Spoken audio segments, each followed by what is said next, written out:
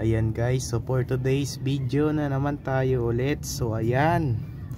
So ngayon pala guys ay medyo matagal na naman tayo hindi makapag-upload ng videos. So ayan. So ang videos ko dun guys na medyo hindi ko na alam kung ilang araw na. So 6 days ago na ang videos natin dun guys. So ayan.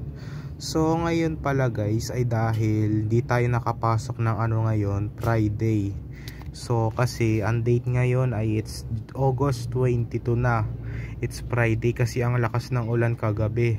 Kasi nung dito naka-video nung ginising na kami ng daddy namin.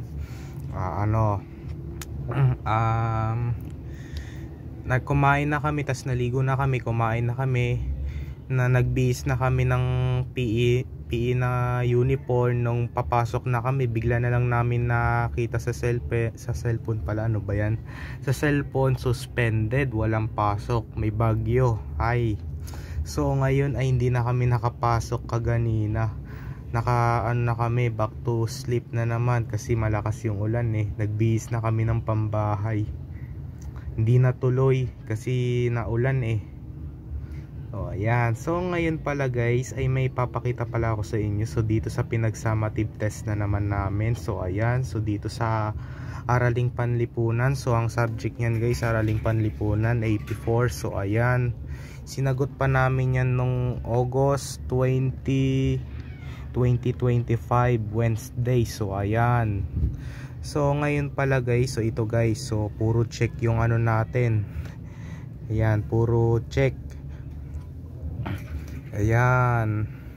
So ito guys, so ang mga sinasagot namin dito letra, so puro letter D. Ayan o, D, puro letter D. Ayan o, ayan yung pinagsasagot namin o, puro letter D. Dito mali, A at saka D. Dito dalawang B, tama sa number 1. So ayan, ayan o, puro letter D. Puro letter D yung sinasagot namin. Ayan. So nakakuha pala tayo dito sa AP ng ng 17 out to 25 guys. So ayan. So at least pasado. So 8 lang ang mali natin dito guys, 'di ba? 8. So ayan. So dito tayo guys, ang sinasagot naman namin dito ay ay mga letra ulit. So dito kami pumipili. O ayan, diyan kami pumipili sa may box na yan guys. So ayan. So medyo ito tama ako dito, at saka dito 4 lang mali ko. So ayan, 16 to 25 yan. Tapos eto dito lang. Ayan, puro check ako puro letter D yung sinasagot namin dito puro letter D. Ayan, kasi yun yung mas mahaba eh, kaya yun yung tamang sagot. Ayan, summative test. So pang summative test 4 na namin to ha. So ayan. So ayan, 17 out to 25 yung nakuha ko guys. 17 yung nakuha ko. So ayan, sa Araling Panlipunan. So medyo meron pa kaming isang summative test, pero natapos na namin sa GMRC or ESP yung ang 4th summative test na namin yon. So nakakuha ako doon ng 21 out to 25 guys. So medyo ipapakita ko nga sana sa inyo, pero naiwan ko pa doon kay kay teacher ko. So mamay na lang guys, so sa Tuesday na lang. So wala pa kaming pasok ng Monday eh. So sa Tuesday na lang ikukunin namin, tsaka ipapakita ko sa inyo ulit sa video. Naka 21 talaga ako out to 25 yun. So 4 lang ang mali natin, 21 ang score natin sa GMRC. Ang dali-dali lang ng GMRC. So ayan, ESP. So 21 out to 25 yung nakuha ko doon sa ESP. So medyo sa math sa math pa So nag-summative test kami sa math, nag-4th summative test kami sa math nung ngayon, nung Thursday.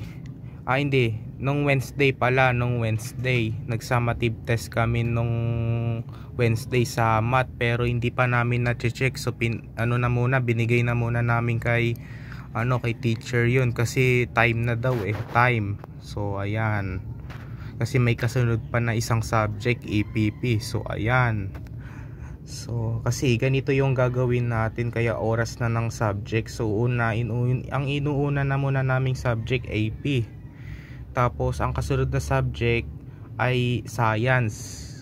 Pagkatapos ng science, English. Tapos ng English ay tsaka Pilipino. Pagkatapos ng Pilipino ay ano pa kaya ang kasunod pagkatapos ng Pilipino? So nagpapalabas na ulit ng GMRC at saka MAPE. Minsan lang MAPE at or GMRC. Pagkatapos nun, math na. Pagkatapos ng math, EPP na. So pagkatapos ng EPP, ayun na, si Sir Sago na yung namin at bumalik na. So ayan, yun lang yung mga subject namin, sunod-sunod lang. So nakakuha tayo ng 17 out of 25 guys. So ayan. So hindi kami nakapasok ng Friday. Diba yan no? Walang pasok. 3 araw tayo walang pasok kasi Sabado pa bukas at saka Linggo pa. Kinabukasan Linggo pa. So kinabukasan ulit ay Lunes, wala na namang pasok. Monday, wala daw kaming pasok ng Monday. So sa Tuesday na yung pasok namin. So sa Tuesday, so 3 araw pa yung namin bago kami ulit pumasok. So ayan, bye, yun lang.